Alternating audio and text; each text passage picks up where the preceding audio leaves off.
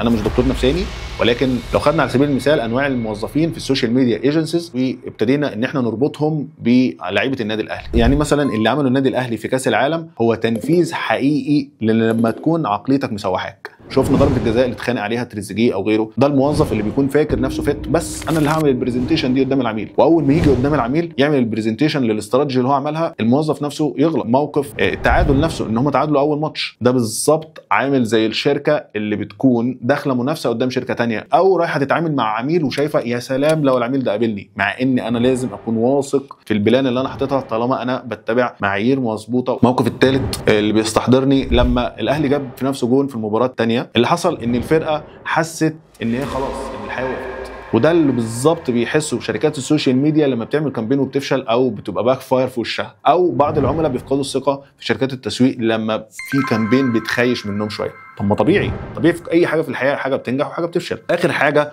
هو الجون الاخير، واللي كان بيحاول محمد هاني ان هو يلحق الراجل ويتزحلق عليه بطريقه غريبه جدا. ده بالظبط عامل زي الموظف بتاع السوشيال ميديا اللي مش لاحق يسلم البلان بتاعته وبيحاول في اخر لحظه انه يسلمها، لان هي طالما هي بلان وطالما هي استراتيجي يعني في توقيتات معينه الحاجه دي لازم تنزل فيها. شكرا جدا لكم.